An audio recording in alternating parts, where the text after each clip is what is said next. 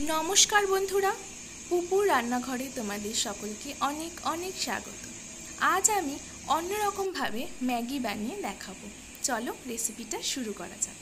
प्रथमेই একটি ম্যাগির প্যাকেট নিয়ে নিয়েছি, তারপরে কিছু সবজি নিয়ে নিয়েছি, যেমন পেঁয়াজ কুচি, ক্যাপসিকাম কুচি, বিনস কুচি, গাজর কুচি, সামান্য কিছুটা কর্ন ও কাঁচা লঙ্কা কুচি। তো রেসিপিটি শুরু করা যাক। প্রথমেই গ্যাসে আমি একটি প্যান বসিয়ে দেব, তাতে বড় সাইজের 1 কাপ জল দিয়ে দিচ্ছি। জলটি দিয়ে আমরা গ্যাসের ফ্লেমটিকে অন করে জলটি ফুটতে দেব। জলটি ফুটে এলে তাতে আগে থেকে কেটে রাখা সমস্ত সবজিগুলো যোগ করে দেব।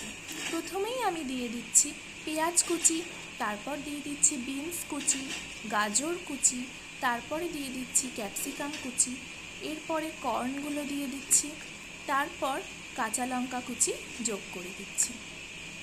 সবজিগুলো দিয়ে একটু নাড়াচাড়া করে দেব। তারপরে আমি এতে যোগ করব স্বাদ অনুযায়ী নুন। নুন দিয়ে সমস্ত সবজিগুলো নাড়াচাড়া করে ভালো করে সেদ্ধ হতে বসিয়ে দিয়েছি। মিনিট 5 সময় ধরে সবজিগুলোকে ভালো করে সেদ্ধ করে নিতে হবে। গ্যাসের ফ্লেমটি এই সময় লো থেকে মিডিয়ামে রাখব। আমার সবজিগুলো এখানে প্রায় সেদ্ধ হয়ে এসেছে। এই পর্যায়ে আমি আবারও একটু সবজিগুলোকে নেড়ে দিলাম। সবজি সেদ্ধ হয়ে গেছে। এবার আমি এতে ম্যাগি দিয়ে দিচ্ছি। ম্যাগি দিয়ে সমস্ত সবজির সাথে ভালো করে সেটিকে মিশিয়ে নিতে হবে। আমি এখানে ভালো করে সমস্ত সবজির সাথে ম্যাগিটি মিশিয়ে নিচ্ছি।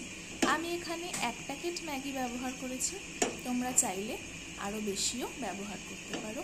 সেক্ষেত্রে সবজির পরিমাণ ও জলের পরিমাণ আর একটু বেশি দিতে হবে।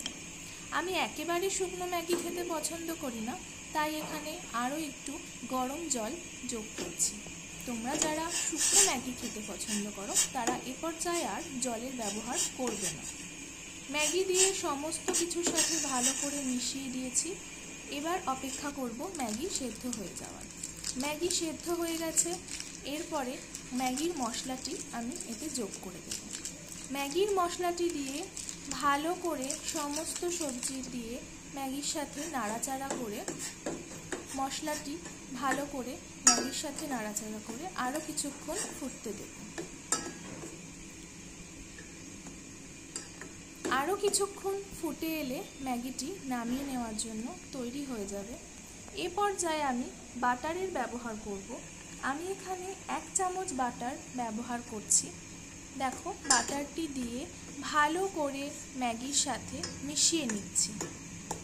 গ্যাসের ফ্লেমটি এ পর্যায়েও লো থেকে মিডিয়ামেই থাকবে।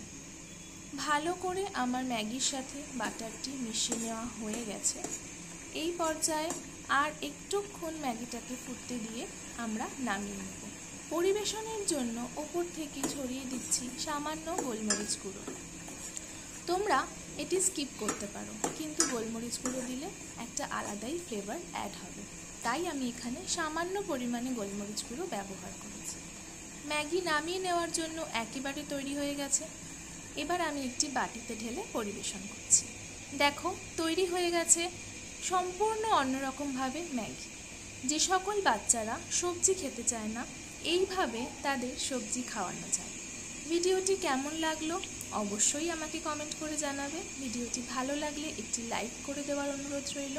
সাবস্ক্রাইব করে পাশে থাকবে এবং তোমাদের ফ্রেন্ডস ও ফ্যামিলির সাথে ভিডিওটি শেয়ার করতে পারো। চলে আসবো আরও একটি নতুন ভিডিও নিয়ে। আজ আসি। সবাই ভালো থাকবে, সুস্থ থাকবে।